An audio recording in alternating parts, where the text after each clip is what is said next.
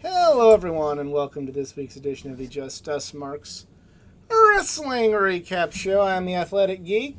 Joined this week, it's just two of us. It is CJ joining me this week. Yo. She's feeling oozy, and she's here. Feeling oozy The this only week? one that's feeling oozy, apparently. Yeah, you're the one feeling oozy.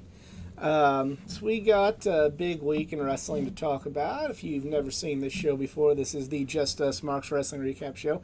I met CJ locally. We love talking about wrestling. We love wrestling itself, and we love sharing love pro wrestling with each and every one of you out there. However, just like each and every one of you out there, we're just fans. Our opinions are that of any other fan. We avoid insider terms because we are not insiders. We are not wrestlers. We are just a bunch of marks. And yeah, last time we joined us, it was the day after Survivor Series. So now we go to Raw, which was the fallout from Survivor Series, and we start the show off with Becky Lynch, and she goes into the crowd and She makes a lot of new friends. makes a lot of new friends, and you find and one of the guys was on had an X-Men hoodie on, so found out that Becky Lynch is an X-Men fan, and he recorded that whole segment on his phone and then tweeted at Becky Lynch, and Becky really liked that, so just shows how cool Becky Lynch is. And then Bayley came out and ended up being a big brawl, but this was actually a really cool segment. What'd you think? No, this was good. It was different, and that's nice. It was kind of long, which was okay, other than, a couple of the drunk guys that wanted to hijack Becky's mic time. But not Bob. But not Bob, the one that did the X-Men hoodie. Bob was great. Shit. Becky Way Lynch to go, herself. Bob. Becky Lynch herself says she stands Bob now. So there you go. We all stand Bob. We all stand Bob. Bob's great. Yeah. I need to try and find Bob's Bob. great. Becky's great. You can get Bob on the show one day. Starts with a B. Yeah. Bob, Becky, Bayley. Everybody in the B's were great. Yep. This is a reminder of just how good Becky is, especially in the connection she had with the crowd. I mean, I know they turned her, and with the big time Bex character, when you could argue that kind of her first iteration of the man was getting a little stale, but this proves how this proves why Becky was the most popular wrestler in the world for quite some time. So, yeah. Becky was great. And that leads into Rhea Ripley versus Mia Yim, which degenerates into Judgment Day versus the OC, a mixed 8-person tag team match that was really good, but then they just kind of have that match out of nowhere on free TV. I like the match. I just kind of feel like I thought that's what we were building to. Yeah. I feel like this could have been something that you built to and had people pay to see, but whatever. I guess their way's cool. It was still a damn good match. I will get a bigger blow-off match, I'm sure, but it kind of seems odd. Yeah, definitely. But I did really like this, and they've been having Rhea, attack the men, so you had her kind of in certain parts of the matches, the women working with the men, and I thought that was really cool. I don't know. What did you think of this? What do you think of this match? This match was fine. Like I said, I was confused about why we're doing it just randomly like this, but it's okay. This is fine. Yeah.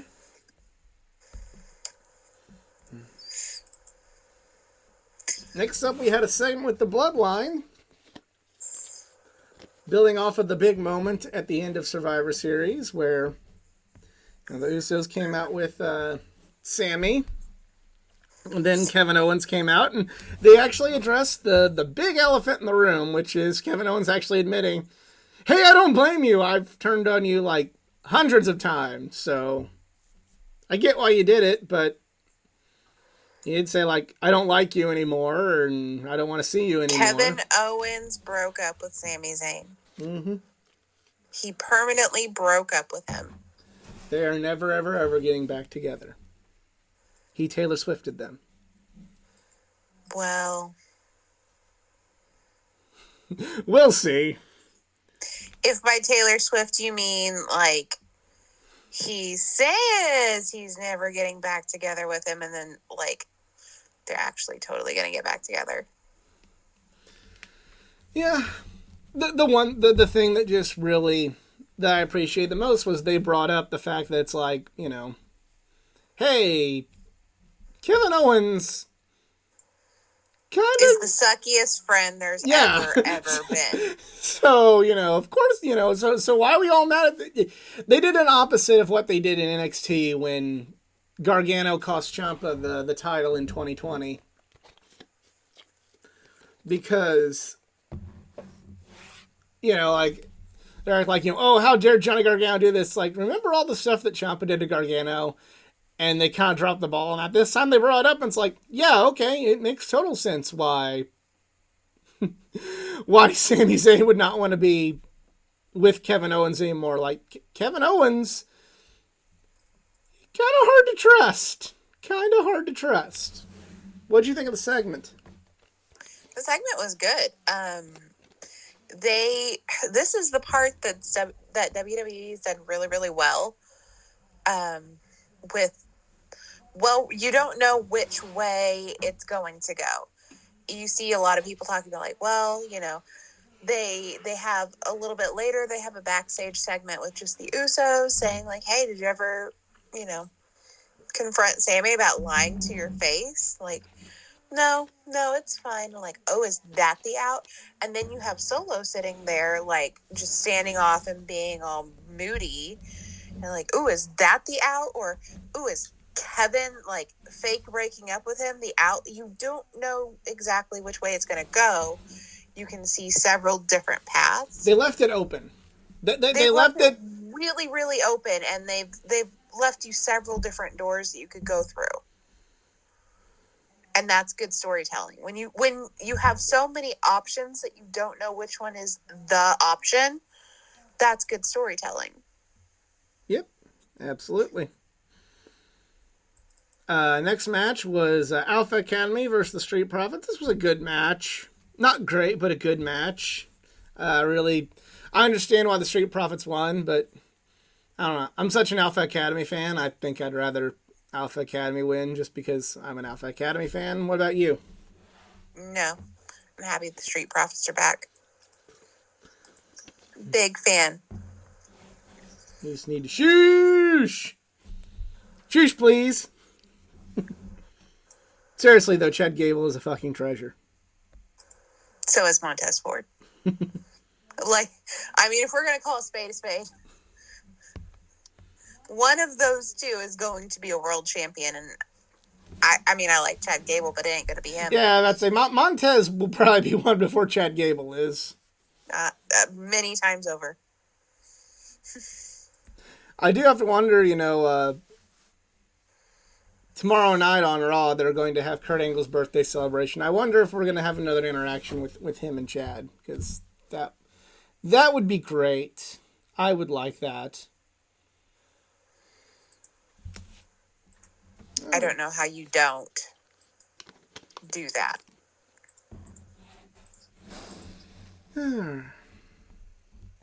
So the next is probably the match with the most hype going into it. The Miz takes on Dexter Lumis.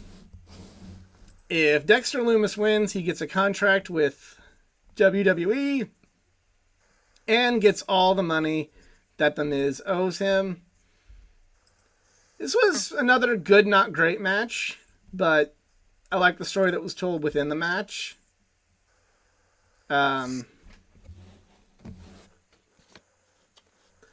And Dexter Loomis got all his money and started giving out legitimate $100 bills to the kids in the front row. Yeah. Yeah, some at least one fan got a legit on dog out of this. So Yes. And you know what? Didn't we all win? Because I hope to God the storyline's over now. Yeah. Where do you see Dexter Loomis going? That's like my one question mark is where does Dexter Loomis go? I feel like The Miz could still has one more match with Gargano in him, but him and Loomis. I don't know where they put Loomis going forward. I don't know. Yeah, that's a tough one. WWE is just as bloated as AEW right now. Honestly. To a point. I wouldn't say that because WWE has 5 hours of television a week for the main roster.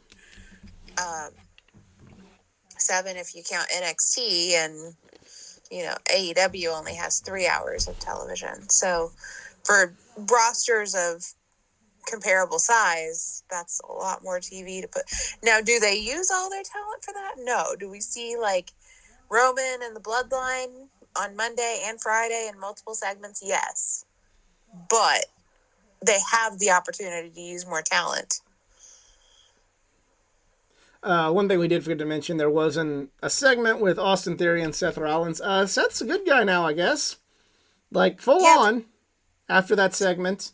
Well, I mean, if everybody's going to sing a song, I mean, if the biggest crowd reaction that you get most nights is from a heel, you probably just want to go ahead and lean into that. Yeah.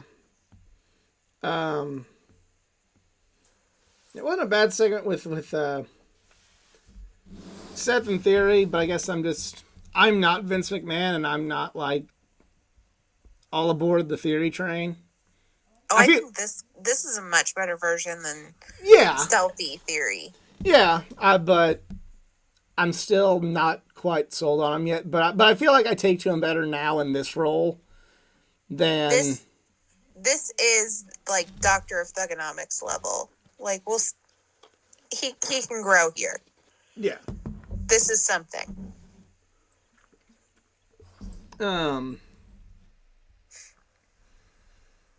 Dakota Kai versus Candice LeRae. This was a really good match. Yeah. Apparently WWE also puts their women's matches in picture like AEW. Oh, we'll talk about AEW and their picture-in-picture. But yeah, this was a good match. And then this was set up during the Bloodline and Kevin Owens segment earlier. The main event was Jey Uso and Kevin Owens. Another good match. Kevin Owens beats Jey Uso, and I guess it's kind of a way to sort of get Kevin Owens something back after losing War Games and kind of put a bow on the Bloodline and Kevin Owens, at least for now. What do you think? I'm not really sure. I think it was just kind of a way to get Kevin on TV. But I will see where it goes. I don't know which way they're going to go with this, so I'm just kind of sitting back and watching. Yeah. Yeah, there's still so many. It's like it's kind of the downtime for all this before the Bloodline really explodes, I feel. But yeah. I mean, we'll see. We'll see what happens. I'm definitely interested to see where this story goes. Which, for some of it, we had to wait until Friday because it was time for SmackDown. And SmackDown. Hold on. If it would ever load. And SmackDown was... Yeah. Well, there it goes.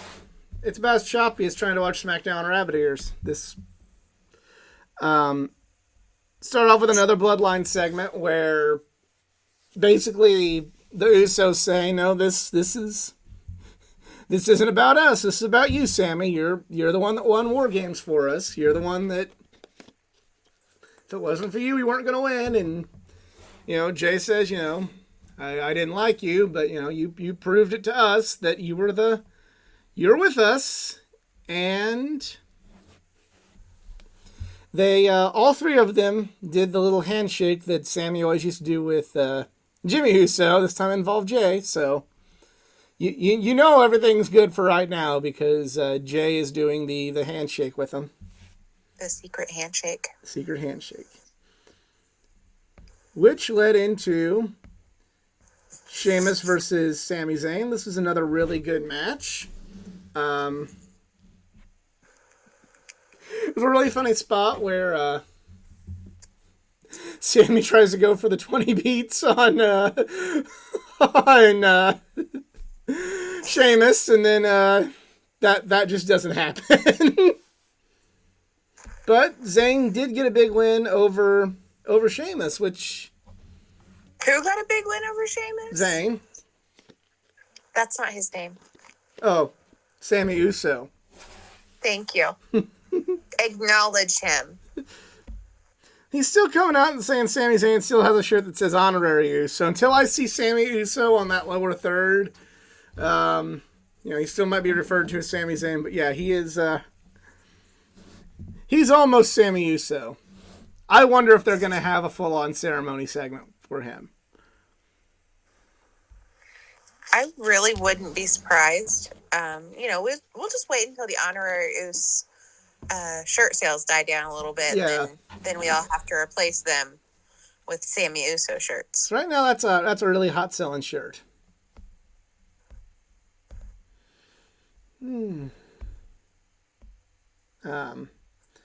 There's a Bray Wyatt promo, and look, I love Bray Wyatt, but I'm getting a little tired of this. This is starting to get stale to me.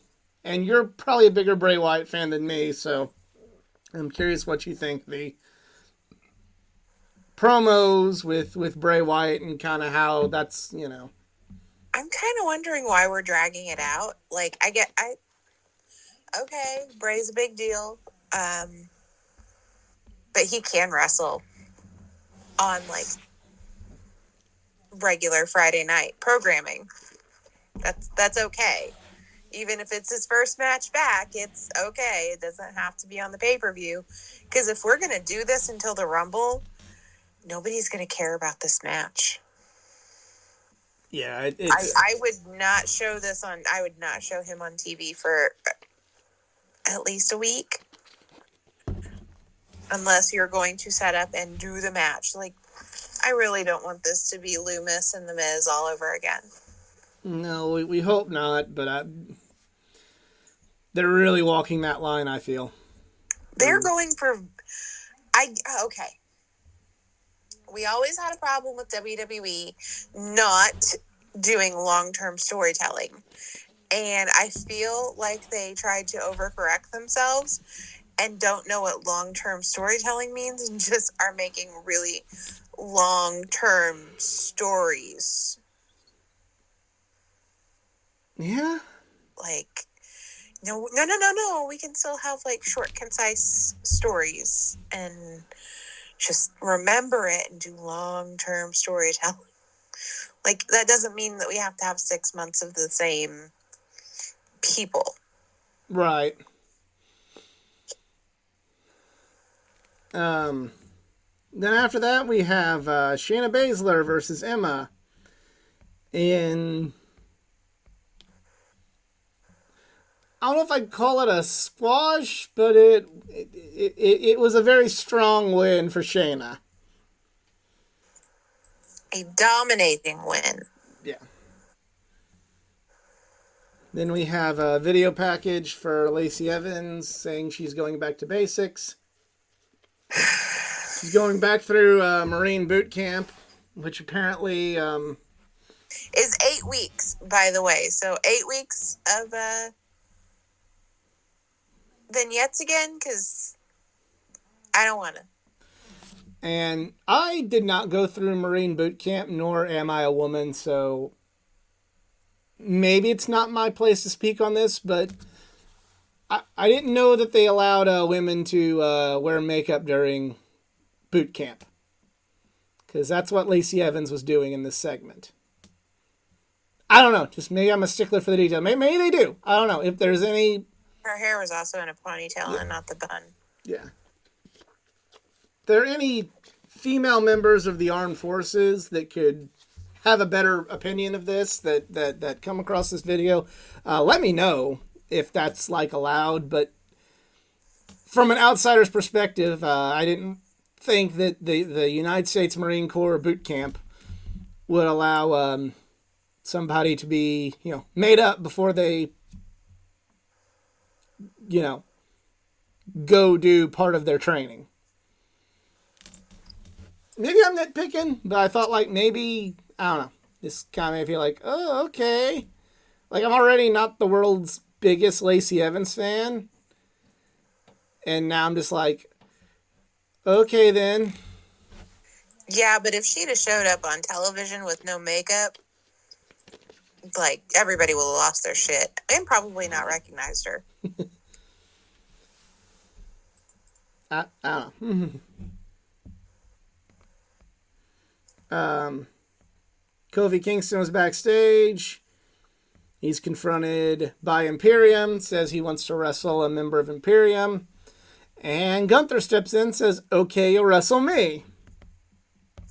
That is not what he had in mind. Nope, that's not what he had in mind at all. They have their match. It was a good match. Gunther won. It's for shock.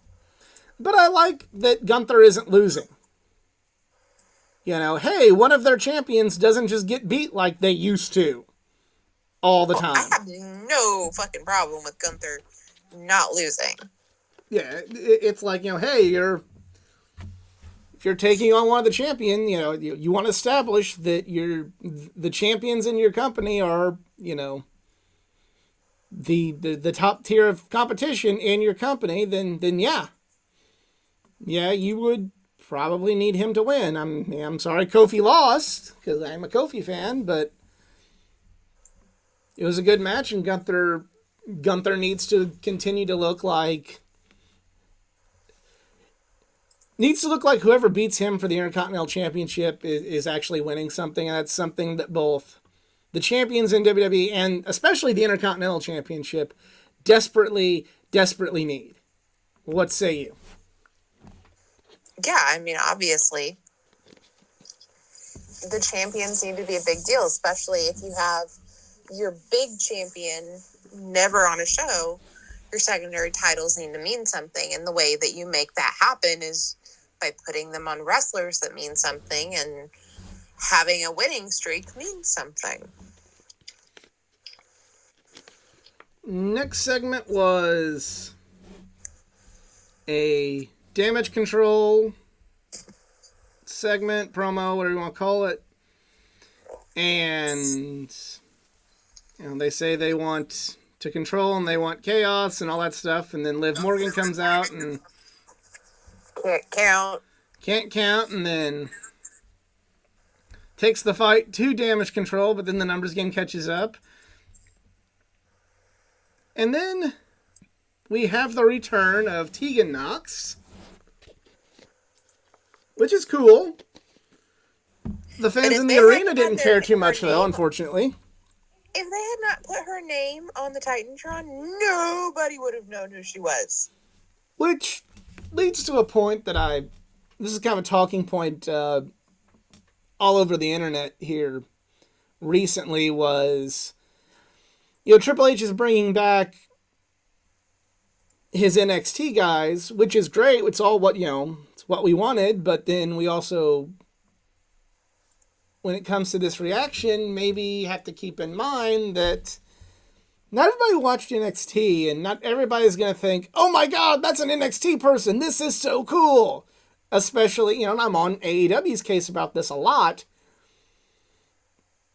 who is this and why should we care? The crowd in Buffalo was very much, for better or worse, apathetic to this. To be fair, the crowd didn't give a shit about anything. Yeah. So maybe if they would have done this in a different city, maybe it would have been a better reaction, but I think it does speak to the fact that, you know, NXT, for all intents and purposes, was somewhat of a niche show, and maybe not everybody thinks that all the NXT people are big, huge deals. What do you think? I mean, I don't necessarily think that, but when we haven't... Tegan Knox was not a big deal on NXT. Like, Johnny Gargano, different story. I think that he was enough of a thing in NXT to get just the show up kind of thing where enough people recognize him. I think that was fine. But with Tegan, if you had re-debuted her in NXT, I think that you would have had a lot of people not know who she was because, one, she looked wildly different than she did the last time we saw her. And two, she wasn't hugely popular because every time she came back, she got injured. Yeah. She wasn't a staple on NXT. Well, I mean, you kind of saw it with Legado del Fantasma. They were NXT. They've not been released. They got called up to the main roster. They debuted. They did get a reaction. Zelina Vega got a reaction. The whole group did. They're known enough. Like, it's... Some people you need to debut in different ways. You can't just have everyone just pop up one day and just... Here they are! Like, you do need to have vignettes. You do need to set up some character development. Obviously, not everybody watches NXT, but I think enough wrestling fans are back to watching the WWE main product that know who these people are. Hopefully the follow-up is a little bit better for Tegan. We now go to our SmackDown main event. The finals of the SmackDown World Cup. Ricochet versus Santos Escobar. They did vignettes before this match, saying, both guys saying why they were going to win the World Cup and whatever. As CJ pointed out when we were watching this, Ricochet had his Prince Puma necklace on as a little homage. A little bit of an homage to the fact this match once happened in Lucha Underground. And they had a damn good match. Both these guys aren't really quote-unquote main eventers, but this match, giving them main event on SmackDown, they proved that they could be. Ricochet won. He was celebrating with the World Cup trophy, the Shane McMahon trophy, as other podcasters have called it. And then Gunther comes out because now Ricochet is the next contender for the Intercontinental Championship, and kind of gave the sense, a real good sense of the scope of, congratulations, you won, but here's what awaits you. But I'm still excited for this match. What about you? We'll see what happens. I'm not super duper excited for this match. I think it'll be a good match, I think that Braun Strowman's going to have some fuckery in this match. So I'm not super duper stoked for that. But we'll see what happens. We'll see what they do with this. If it was just Ricochet versus Gunther, I'm cool. I'm excited. Because we have that flippy floppy comments and all kinds of other snide shit, plus the Gunther Braun tension, I think there's going to be some fuckery, and I'm not super sold on that, so. All right. Now it's time to light the fuse and bring the boom and talk about AEW Dynamite. Show begins with Jon Moxley. He calls out anyone, and Hangman Page makes his return. And Moxley says, "You sure you want to do this after what happened last time?" And then he says, "Oh, do you not remember what happened last time?" This is fair. It's a fair question. It is fair. And then a brawl ensues that lasts the whole night. You know, they cut back to it. They fight to the back. They get separated. They start fighting again. It reminded me of this from the Tales of the Territories about Florida Championship Wrestling, or Championship Wrestling in Florida. Florida Championship Wrestling was the developmental brand, where they had like a fight to the back between two guys, and then the next week they came back out to the ring fighting and made it look like they've been fighting for a week. If AEW makes it look like Moxley and Hangman were fighting for the whole week, kudos there. They won't do that because Dave Meltzer's been critical of their shit that doesn't make sense. Yeah. And that doesn't make sense. Yeah, Dave's a little new to being a critic at AEW because he was once the driving force of AEW did it? Well, it must be the best thing that ever fucking happened. All I want to know is who pissed in his Cheerios. Because he is hating on things that he once loved. Somebody forgot to write the check to Dave. Next up, we have Bryan Danielson versus Dax Harwood. A really good, simple match. Kind of like... I liked it in the fact that it was a very, very just simple match. You know, they didn't like use all their best stuff. So if there's another match between the two down the line, like there's more they could pull out, which I appreciate. I know I said similar things about AJ and Finn from Survivor Series. I don't think it was as good a match as AJ and Finn, but I still thought it was a very, very good match. What'd you think? This was a fine match. I didn't have any... It wasn't like my favorite thing that's happened this week. It wasn't what I expected it. Like, I expected it to be a little bit better than it was. But if they're going to rehash it, then I get why they hold things back. I don't know. It was fine. I'm just not, like, head over heels in love with it. Have a interview with Tony Schiavone and Ricky something or other. Apparently he's absolute. He did... Absolutely gorgeous. I mean, you could say that. I just did. It's a bad take. Anyway. Come at me, bro. He didn't take the microphone away from Tony, which was nice. No, because he's absolutely respectful. Is he? Yes. Is he? Yes.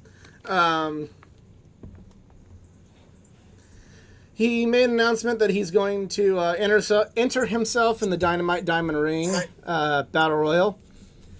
I feel like that's a good thing for him because, let's be real, he's probably not winning the championship, but if he can win the Dynamite Diamond Ring, that might be kind of like something kind of cool for him to do.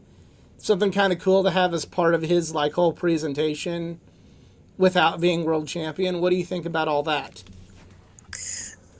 I don't know how I feel about the Dynamite Diamond Ring being on not a heel. It's a very heel gimmick. I don't know.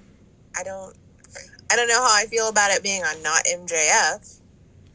So I kind of feel like this is two things that Ricky can lose now, and I'm not okay about that. I'm really not okay about that. Yeah, but maybe he wins one, and then it's okay. I don't think he's gonna win one. I don't think he's gonna win one. Like, the only win as a Ricky Starks fan that I feel like I get on a regular basis is when he shows up to television and actually gets some TV time in this fucking company. That's the biggest one that I get, and I'm okay, but it hurts. I'm happy, but it hurts because he always shows up to lose. Well, then we have a Renee Paquette via satellite with the Jericho Appreciation Society and Claudio and Wheeler. Claudio says that he needs to beat Jericho at Final Battle because then he has to join the sports entertainment, friends. And Wheeler Yuta challenged Daniel Garcia for the pure title at Final Battle. This better be the final fucking Yeah, battle. I'm gonna say look, I'm sure that the matches will be very good, but damn, you can tell there's no real creative direction for any. There is no real Ring of Honor, so why would there be a creative direction? I guess I kind of answered my own question there, but there's nothing really to do. There's no creative direction for anyone in the Jericho Appreciation Society or the Blackpool Combat Club. Nope, not at all. I just want everybody to think about those words that I just said. And yeah, that's a problem. Yeah. Next up, we have a TNT Championship Open Challenge match. Samoa Joe wrestles AR Fox. I've never been the world's biggest AR Fox fan. Kind of see my opinion on the Young Bucks and Will Ospreay as to why AR Fox didn't always hit with me. Wasn't so bad in this match, but just not into AR Fox. What about you? I didn't really have an opinion on him beforehand, so I didn't really care either way. What did you think about this match? The match was fine. Maybe you should have held out and not signed that contract so fast, and you might not have just come in to lose. Yeah. But whatever. Get your money, I guess. Yeah. Samoa Joe calls himself the one true king of television, and Wardlow said he's coming back for what is his. Setting up for a one-on-one match with Joe and Wardlow, which I'm on board with that, but again, for a fan base that was highly, highly, highly critical of WWE doing the same thing in multiple weeks, AEW's been doing a lot of the same thing in multiple weeks. And I get that's not always a bad thing. I just feel the internet is now being very silent about the same thing happening multiple weeks, continuing to have the same match a lot, and the same sort of people involved in the matches a lot, because, savior of wrestling Tony Khan is putting it on television, and not the evil empire from Connecticut. What do you think?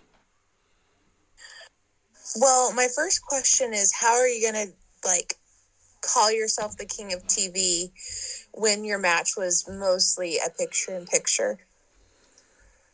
Samoa Joe got the women's treatment. It's a bad look. So I wouldn't fuck with Samoa Joe like that. I don't think that you're ever going to win this argument that Tony Khan is just as evil as the evil empire, because he's not WWE.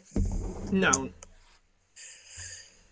And he's not. Is he making the same kind of booking decisions now, where the ranking system doesn't matter and we see the same faces and the same kind of matches over and over and over, and the titles don't mean as much and the people don't mean as much, and it's really just kind of a brand thing and not a star thing? Yep. Yeah. Yep. It took 3 years, but AEW is... Yeah. But I don't think you're ever going to get anybody to see. If they don't want to see, they're not going to see.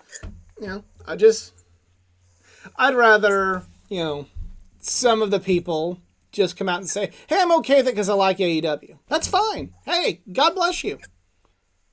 Cool, you're okay. You know, you have a brand you like.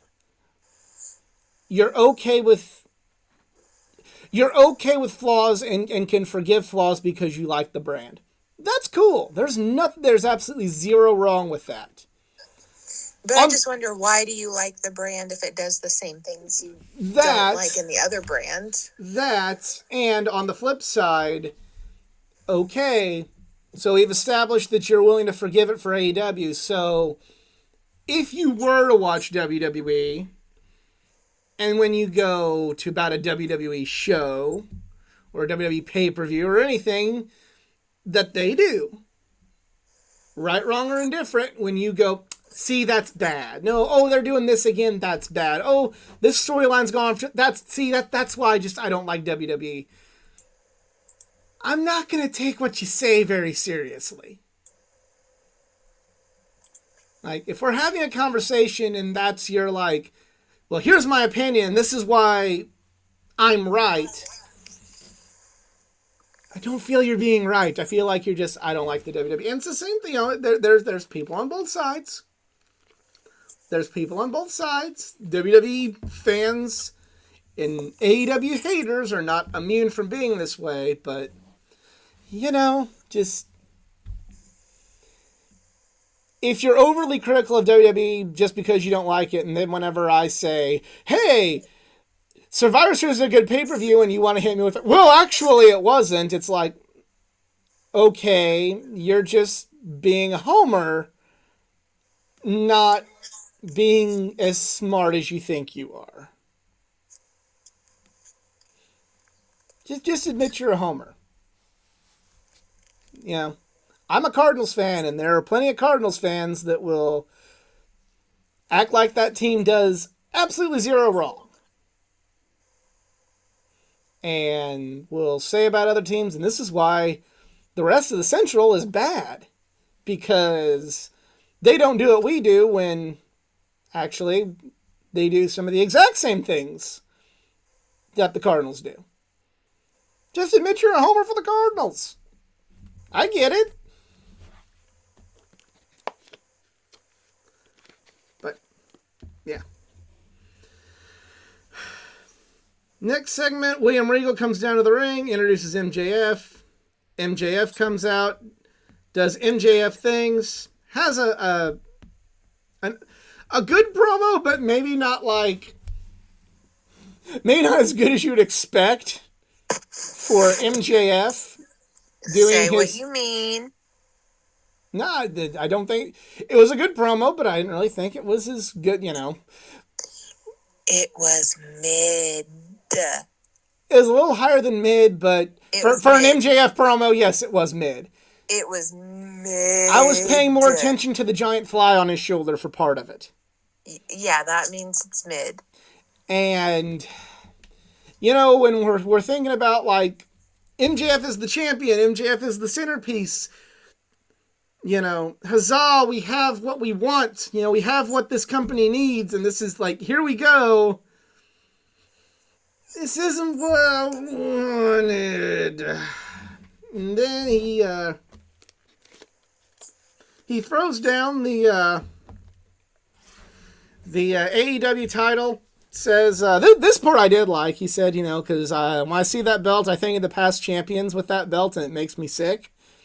I thought that was, that part I liked, because MJF would be the kind of person who would be like, yeah, fuck everybody else who held it. They're not as good as me. These 4 people that held it before me. Yeah.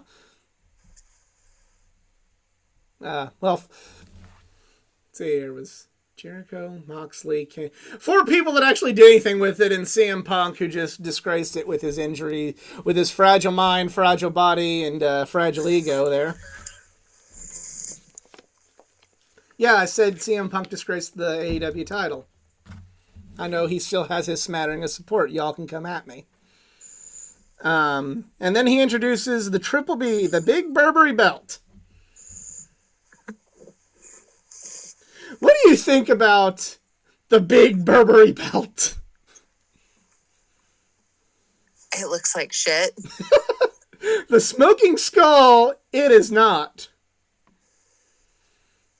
Did we do it? I mean, it works for MJF. And I will say this much. It works for MJF in the sense that, yes, MJF would feel that holding the belt that other people made popular is beneath him. And MJF would feel that he needs to have his own belt that screams MJF. Though the belt that screams, I'm better than you and you know it. I like it in the sense that this fits MJF. And the fact that it is a hideous looking belt fits in with a good narrative that MJF should have. In the sense that you're not supposed to think it's cool. If that would have looked cool, then that would have the opposite effect of what we need to have with MJF. But still, it is, a part of me is kind of going like, is this completely necessary? Like, did we, it works, but did we have to do it? What do you think about that portion? I don't think it necessarily had to happen. I don't think that he had to have his own belt that's different from everybody else's. It maybe not on the first title run. I do not think that this needed to happen this first go round. Because right now the belt is making MJF, not MJF making the belt, but MJF just made a belt. Yeah. Does that make sense? Yeah, I see what you're saying. Like it's obnoxious and that fits, but just because it fits doesn't make it right. I don't know. It's just kind of dumb. Like, we don't all need to make belts for ourselves here. It's like, this is not as cool as the hemp belt. It's not as cool. Well, the hemp belt, like, with everything Brian's character was about that time, yeah, Brian had to have the hemp belt. Brian would not want something that has animal flesh on it, at least with that character. And Brian had gotten to that point. He was the man, and everybody already knew he was the fucking man, and he didn't really need the belt. So if you give him the belt, he's got to elevate it. He had to make a new belt because he was so much higher up than the fucking belt. MJF is not higher than the belt. He didn't have to make a new belt to be super important. It doesn't make any sense. You just made a belt to make more fucking belts because people are bitching that you're making new belts. So you just had to make a new old belt. No. What's next? When the best of 7 series? No, don't put that idea in his head. It's already done. There's Young Buck Trios champion Buck belts out there in the universe. There's scissor belts that are going to be made soon, I'm sure. Yeah. But speaking of Brian, MJF takes the brass knuckles out and hits William Regal from behind, and Bryan Danielson sprints a ring check on Regal.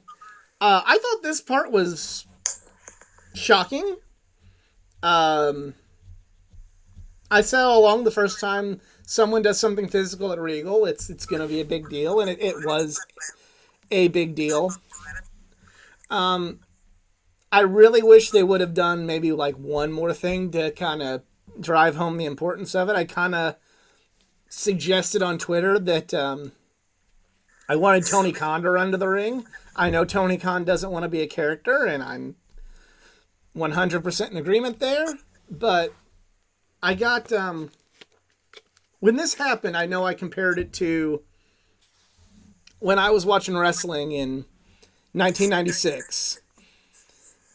And Vader beat up the acting president of the WWF, Gorilla Monsoon. And you had Vince freak out on commentary and then Vince get inside the ring to drive home the point of like, this is a big fucking deal that Gorilla Monsoon got beat up and got a Vader bomb. And I would have just liked just that much more to have driven home how big of a deal it was for William Regal to get hit. He was taken out on an ambulance, and now the speculation, there are rumors that Regal has left AEW. Dave Meltzer's reported that he signed a 3-year deal, and then he reported that no, he's gone. So, says all you need to know about Dave Meltzer right there. CJ, what do you think of the segment? What do you think about the potential future of William Regal in the pro wrestling business? I thought this part of the segment was what was good and what saved it, because ultimately, regardless of where William Regal ends up, he just reestablished MJF as the bad guy. Hardcore. You can't cheer for a dude that did that. Scared the bejesus out of me, because I know about brain damage and brain bleeds and all those other super traumatizing things, and I worried about his mouth bleeding. I really hope he just bit a capsule and didn't actually cut himself, because with all of the other health problems he has, I'm sure he doesn't take cuts well. I'm sure he bleeds a lot every single time that happens. So, little worried. As far as what he does, if he's gone, if he's not gone, it doesn't really matter. I think it's a little ridiculous, and I feel like in the past 3 to 5 years we've gotten way too obsessed with knowing exactly what the terms of someone's contract is, when none of us are agents or lawyers. We talk about this a lot, and it kind of takes the fun out of wrestling to always have a Dave Meltzer or a Sean Ross Sapp telling us all of the details. There's no more surprise. So if, William Regal comes out and posthumously says War Games for us to flash back to a review of the match in 3 weeks, then it's kind of less fun. But even if his deal is for 1 year and he's going back to WWE, then that's great for Triple H, because he's a brilliant mind. Yes. And he was a Triple H guy. Yes, 100%. They were the best of pals. He was released, I think, just to kind of fuck with Triple H. Yeah, I think that was a punishment, and was totally done when Triple H was in the hospital. Yeah. If he's going back there, then good for them. Good for him that he gets to do more than honestly just walk a guy down to the ring that doesn't and flirt with Excalibur. Yeah, that was entertaining. John Moxley and Bryan Danielson never really needed a manager. Neither does Cesaro. Wheeler could use one. Yeah. But it's okay. He's learning. Those guys never really needed someone. And so I felt, even though it's entertaining, it's kind of a waste of his talent. So if his deal is for a year and he goes back to WWE, good on him and good on Triple H. If his deal is for 3 years, this is writing him off TV, and that's really fucking smart. You should probably let him write some of your fucking shows. Yeah. Because he's a lot better at it. Yep.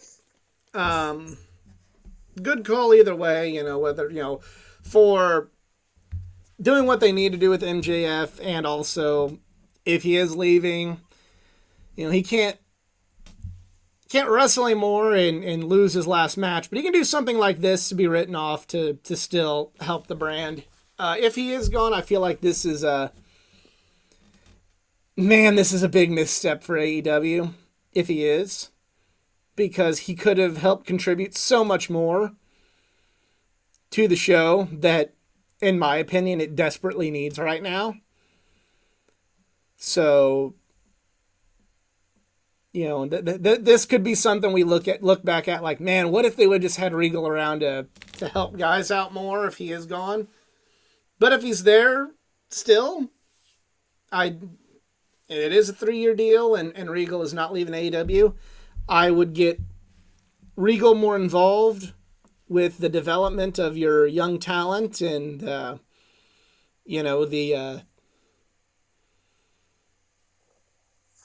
inner workings of your television show yesterday. Hmm? Yeah. Willow Nightingale versus Anna JAS. Wasn't into this match, but was excited that Ruby Soho's back. What'd you think about it? This whole thing was just built for Ruby. But I like Willow. Willow's good. They're both good. It's why Well, you don't that's have what. A reason to care. Yeah, that's because why. there's That's why I feel no- like I'm let down with the fact that I wasn't into this match more because they're both good. But you weren't given a reason to care. You weren't given a reason why this match was happening. There's no rankings to say, like, this is why this is important now.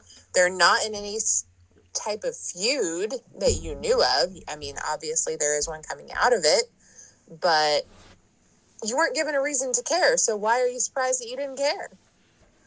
Yeah, we did forget another short match: Ricky Starks versus Ari Daivari.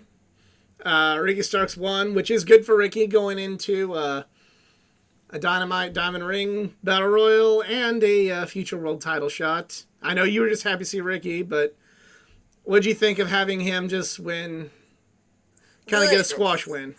Good. Because you're Jesus. If Ari Daivari put up any kind of fight, no. So next, this is one that really hurts because I'm a Jade fan. The TBS Championship celebration with Jade and the baddies, Red Velvet and Layla Gray. I put this out on Twitter. There was a cake in the ring and no one ended up wearing it, so good on that for avoiding the cliche.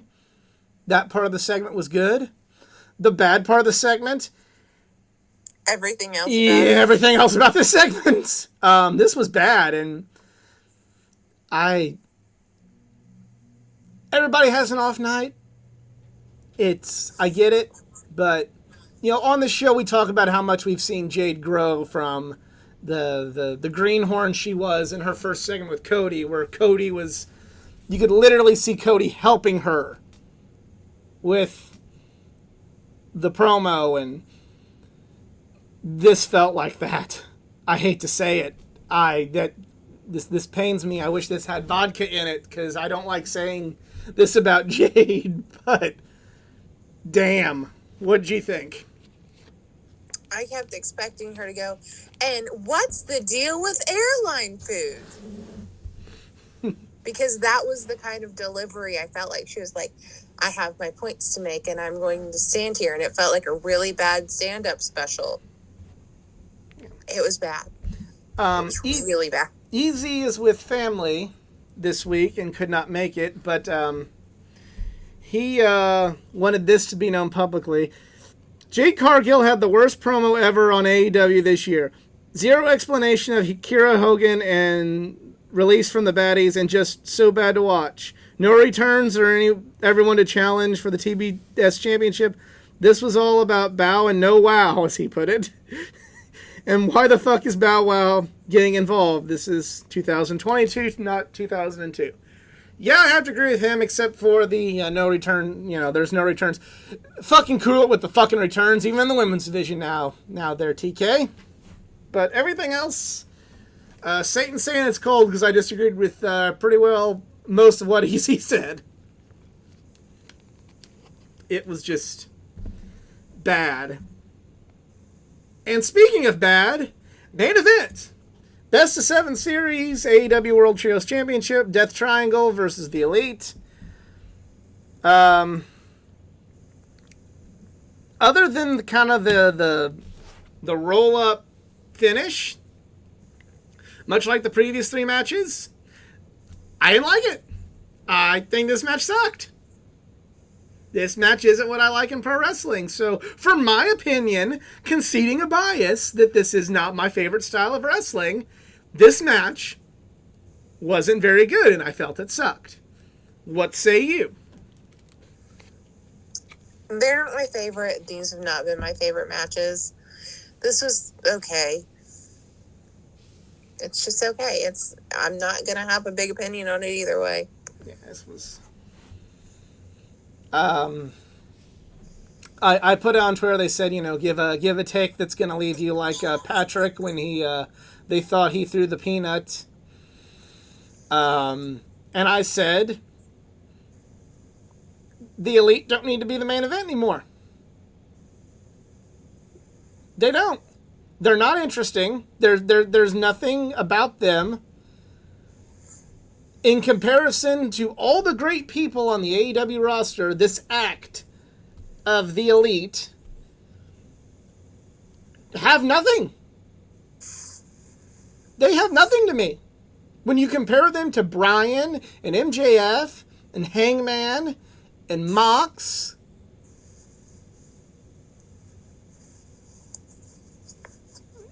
there's the Acclaimed, FTR, hell, even Jericho. There is nothing about this group that screams they need to be ahead of everybody else. Yeah, they have good matches. So did all the names I just mentioned.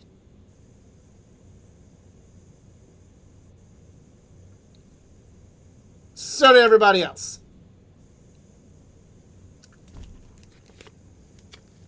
And, not trying to be that guy, but I'm going to let you on something. The ratings are reflecting it.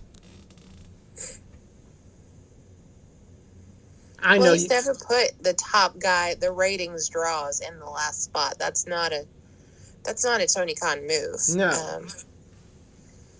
He typically puts his ratings draws in right around the 2-hour mark, before or after. But still credits the main event with drawing whatever rating. So, there you go. He looked at the minute by minute comparisons individually. So you're not going to sit here and tell me that he only credits the main event is the reason that the whole show draws. He knows what draws based on the minute by minute rating. He always seems and by the views on he always seems to put, yeah, I'd say that's the big one. He always seems to put look, he stands by his EVPs, and I'll give him that. But he always seems to hype them up for being draws that I don't feel they are. I definitely don't think that they're. I don't feel like the people that are the main bulk of the people in AEW. I feel that more like the aforementioned other people, your Moxes, your Hangmans, all of those guys bring in more people to want to watch AEW than the Elite. The Elite just have the loudest fan base on the section of the audience that TK seems to care about the most. Social media. That's how it comes across to me. And and I was as big a Kenny Omega fan as anybody was. I was, see the poster behind me. I was there. I was at All In. The Young Bucks have had matches of the year on my list, so it's not.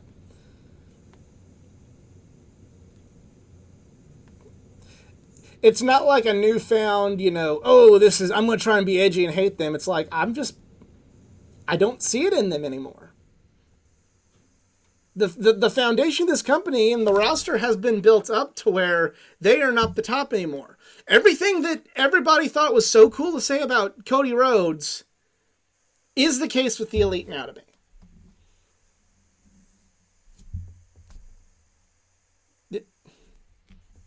There's so many other people that offer more to the company than the Elite on your television show.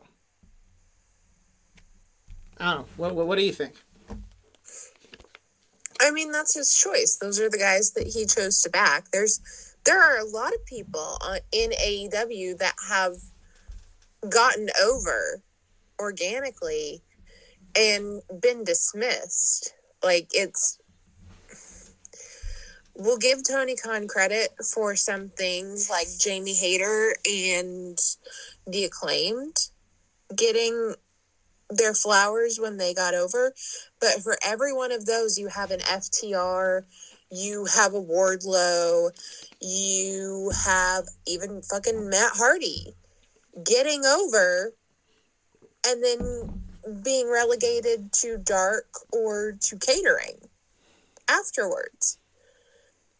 For as many hits as he has with homegrown AEW talent, getting over and winning the crowd and getting some momentum, he squashes just as many because he didn't mean for it to happen or because he doesn't know what to do with them afterwards. I think that the problem is Tony Khan doesn't know what to do. No. And there are a lot of wrestlers, and this is how Chris Jericho has verified, this is how the show gets written. You contact Tony Khan and tell him what you want to do, and he puts it in the show. So first come, first serve. If you don't have an idea right off the bat, and Kenny and the Bucks and Chris Jericho and MJF and some of the other guys that are favorites have weeks booked in advance. And we're not knocking any promoter for having favorites. Every promoter has their favorites.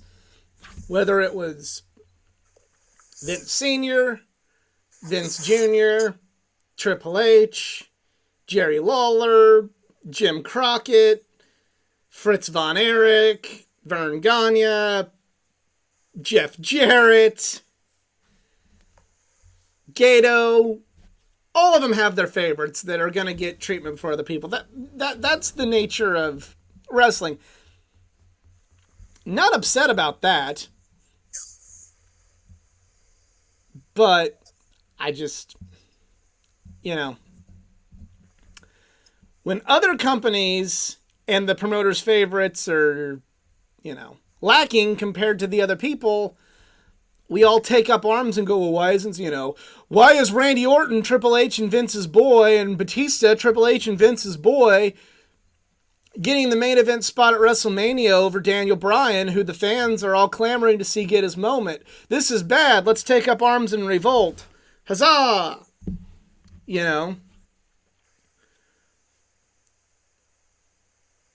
I just... not a fan of this. And I'm especially not a fan when it feels eerily similar to everything that we were all angry about, in 2017 and why the whole revolution came to be.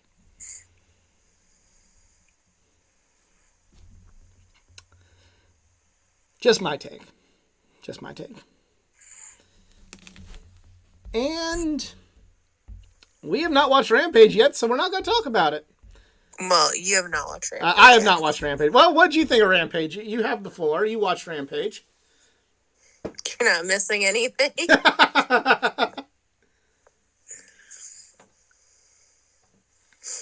Jeff Jarrett already thinks he is a top tag team guy in this company. And again, I say, you're not missing anything.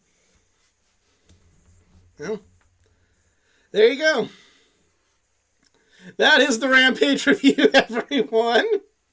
And that is the show. We want to thank you all for tuning in. If you enjoyed, please give it a like, share, and subscribe for more content, not just from the world of wrestling, but for the world of comic books, anime, gaming, and all things geek culture. Check out this week's edition of the Geeking Out Podcast, where EZ, you couldn't make it tonight, and I watched the War Games match from 1992, the Dangerous Alliance versus Sting Squadron. Damn good match. So if anything, check that out just to watch along with us and watch a pretty fucking great War Games match. Follow me on my social media pages, facebook.com/athleticgeekA9, Twitter athletic_geekA9, Instagram athleticgeekA9. If you would like to help contribute to this channel financially, I'm on Patreon, patreon.com/athleticgeekA9. CJ, social media, if you please. Twitter @CJTML0. Yes, give her a follow. And tell both of us how wrong we are for not loving this best of 7 series. Just don't retweet me Jeff Jarrett bullshit. Yeah, don't do that. You can send it to me and I'll laugh at it. But, yeah. For CJ, I am the Athletic Geek. We are just Marks. And we're out. Have a good one.